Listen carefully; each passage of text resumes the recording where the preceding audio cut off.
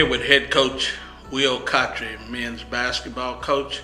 Good morning, coach. Hey, how you doing, coach? Let's talk about your philosophy for this year's team. Well, first of all, coach, we want to come out and play aggressive and hard on the defensive end of the court. We think that if we are aggressive and sound defensively, we'll have our chances at the end of the games. So first of all, we want to try to put a lot of pressure on the ball and be in help areas and be able to make it difficult for teams to score. What's the difference in this year's team so far and your team last year? Last year was your first full season. You won 11 games. What did you do last year different than what you plan on doing this year? Well, last year's team had a more of an offensive mindset. I don't think that we really sacrificed and played as hard as we could on the defensive end. Although we made a lot of gains respectful-wise. Within the conference, we finished 11-13. We lost several close ball games which could have easily ended up with us having a winning season. We were right at the edge of winning 16, 17 games. But it was the smaller things that we were not able to do to close games out that I think that this team is more capable of doing. Let's talk about your team last year. How many seniors did you lose on the team from the team last year? We lost 7 seniors, guys that guys that had contributed and did a good job of growing in the program. And the biggest thing about it that I like to say that those guys went across the stage with their degrees. They don't only contribute on the court, but they completed the task by getting their degrees and moving on in their life. This year's team, you brought back how many returning players? We got 6 returning players from last year, and we have an infusion of 9 new players, really. So what are you expecting from those returning players? Well, the key thing, Coach, with the returning players, we have young kids. We're focusing in on trying to get us a core of 9 players without having a significant drop-off. So far, we're beginning to see the signs that we're looking for.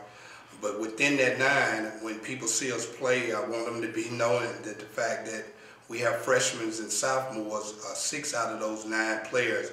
But so far, they're showing signs, a little inconsistent at times, but they're showing the signs that we are well on our way to building not just a team, a program. Who are you looking for leadership out of that group? Well, mainly the returning kids, starting with Ron Fox and Stephon Allen, Andrew Gilmore, Michael Cofield, Jordan Stiles. We have an infusion of Lenorean Key as well. He's a returning guy that's been around a little while now. Those are the guys that I really look for to set the foundation to show the other players what we're trying to do because they have been around the program now a year or 2. Before we get too far along in this interview, let's talk about the administration. How do you feel the administration is? Are they backing you or behind you the way you feel that they should be? Yes, sir. Dr. French and his administration has shown love and concern for me, giving me an opportunity first, and I want to say thank you to him. But I think the more that the administration is aware of what's needed to level the playing field, I think it'll go a long way. I think we're seeing the product, the fruit of the labor, so to speak, within football with the added scholarship addition. I think basketball, we're like 3 more scholarships away from really being able to compete for a title ourselves. And somewhere down the line when the administration and we'll sit down and talk and look at the overall picture of the state of the basketball program, maybe we can be able to add additional scholarships where we can step up and compete for a title. Right now, as it looks, we're not far away as it is. We're competing, and you refer back to last year, teams like Benedict that won the tournament, we actually hit them down 19 points here in our place before losing by 1 point, I think. Tuskegee, they won the regular season. We had them down by about 18 points and let them got out by maybe 2 points. So the gap is not far even with what we have, but additional scholarships and a couple more players, I think we can close that gap and be able to compete for a championship ourselves.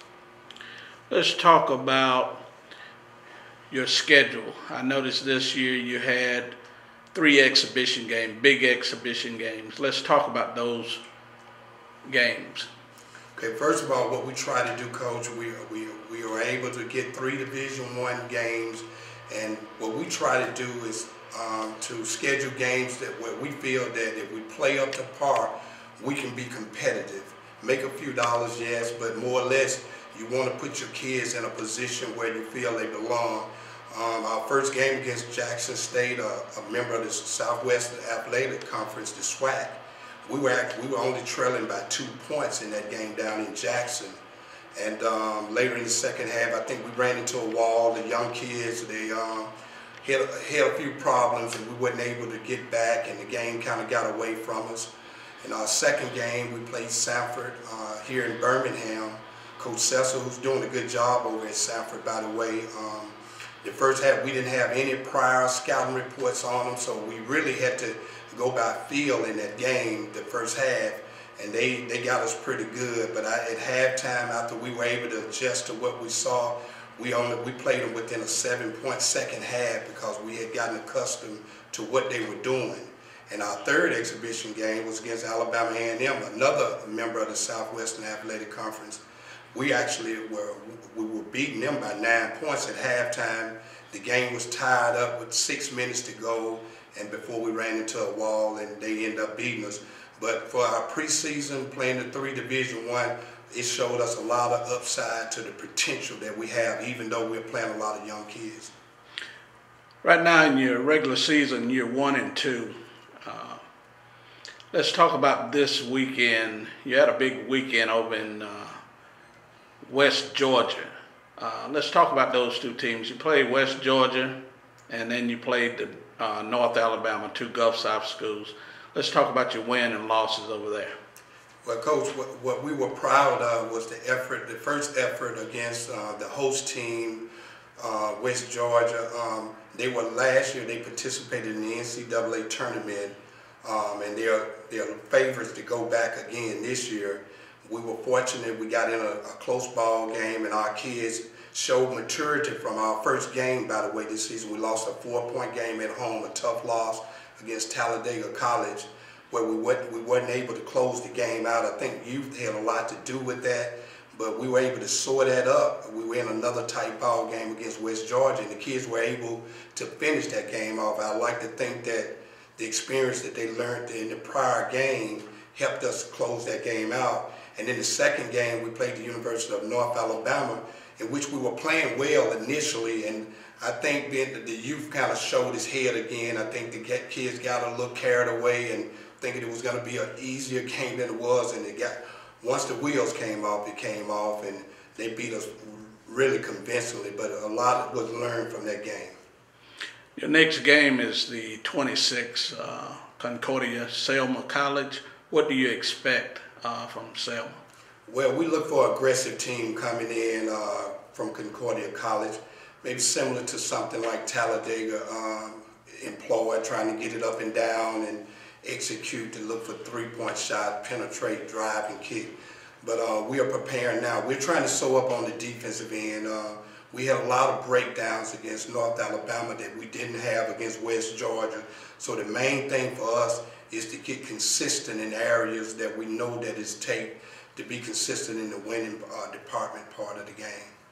Looking at all these teams that you played so far, how do they compare with the SIAC teams that you look to play here in the future?